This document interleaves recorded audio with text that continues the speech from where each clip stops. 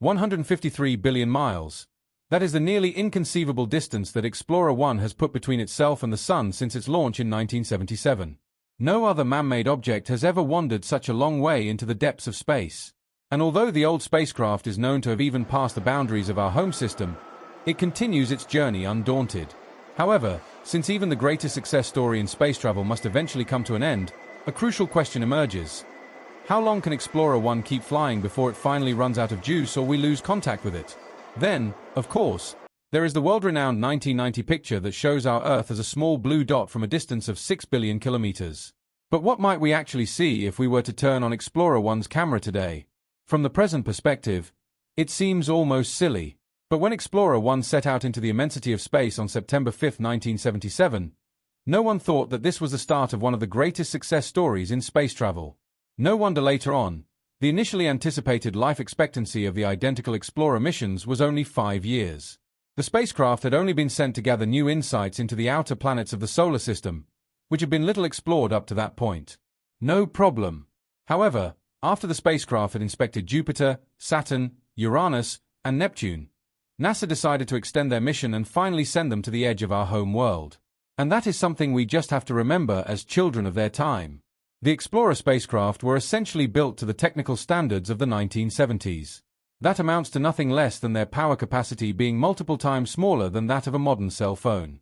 Moreover, the transmission data of our current cell phone networks is nearly 100 times higher than that of the two old spacecraft. Anyway, this does not mean that Explorer 1 and 2 are chugging through space like dusty old machines. Quite the opposite. In fact, they are racing through space at a speed of around 61,000 kilometers per hour. By comparison, the so-called speed of a gunshot is only 1,260 kilometers per hour. The fact that such breakneck speeds are also essential in the vast reaches of the universe is demonstrated by the following. Although Explorer 1 was already en route to the outer reaches of the solar system after passing Saturn in November 1980, it took until August 2012 before it reached the so-called heliopause. As already mentioned, this is the outer zone of the heliosphere and thus of that extended region in which the solar wind, along with its magnetic fields, is effective. Behind the heliopause lies the strange interstellar space far from the stars in which the solar wind's area of impact ends. As of the time we made this video for you, Explorer 1's journey has already endured 17,280 days. As mentioned at the beginning, it has since placed a distance of 2,477 billion kilometers, or 16,561 astronomical units, between itself and the Sun. To revive your memory, the length of an astronomical unit corresponds to the mean distance between the Sun and Earth, which is nearly 150 million kilometers. Given the distance that now lies between us and Explorer 1, however, we are dealing with multiple times the distance between the Sun and distant Pluto. But how is this vast cosmic distance actually maintained? Or, to put it another way, how do the scientists manage to keep in touch with Explorer 1 at all? Well, first and foremost, a lot of patience. To put it mildly, speaking with the spacecraft is really a difficult process. A signal sent from Earth takes at least 23 hours to reach Explorer 1. On the other hand, it takes nearly another day before the Earth-based scientists receive the spacecraft's response. Well, that's if they actually get a response at all.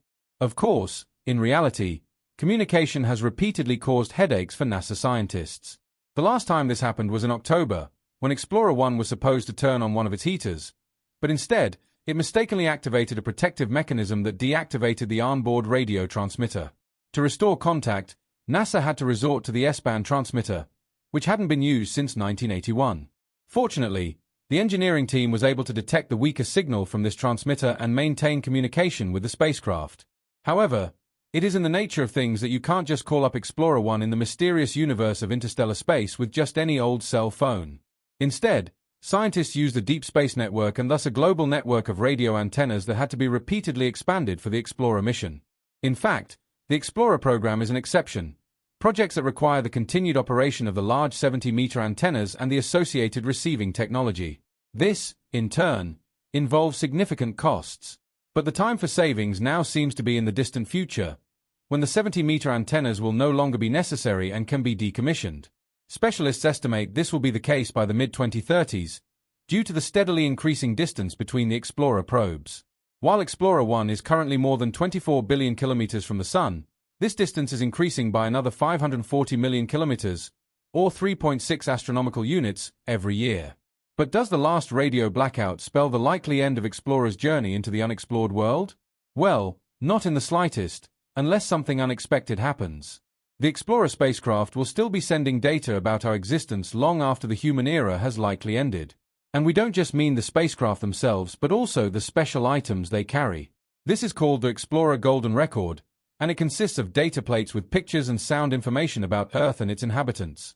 So, we are dealing with nothing less than a message to extraterrestrials whose estimated lifespan is 500 million years. Scientists like Stephen Selling, however, have stressed that it may not be the smartest idea to broadcast our world and position so openly. After all, we can't predict which alien civilization, possibly hostile, might eventually get hold of this information. Be that as it may, Explorer 1 will likely not encounter aggressive extraterrestrials for another 300 years or so when it enters the Oort cloud, hypothesized in 1950 by Jan Hendrik Oort as the origin of long-period comets. It is a spheroidal collection of cosmic objects situated up to 100,000 astronomical units, or about 1.6 light-years, from the Sun.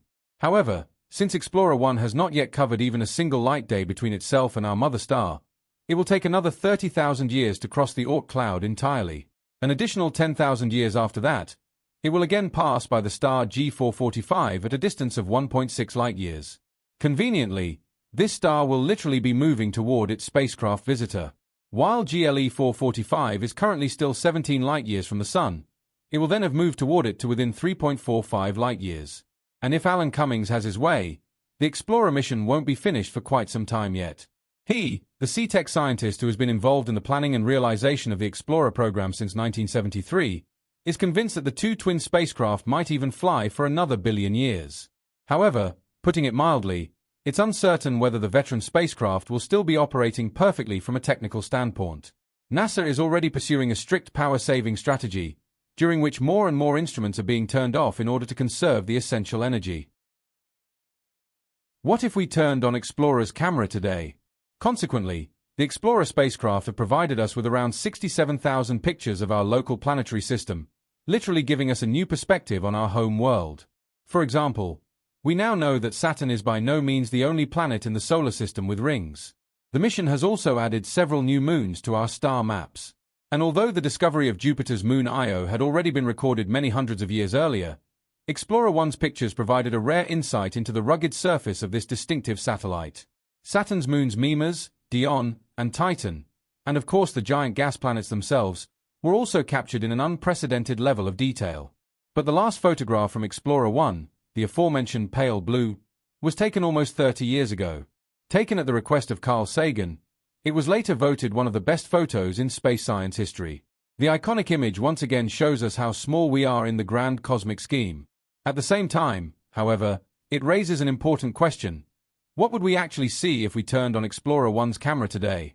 If the spacecraft was still operational and took a final visual glance at its natural home, would anything be visible at all? We should not forget one thing.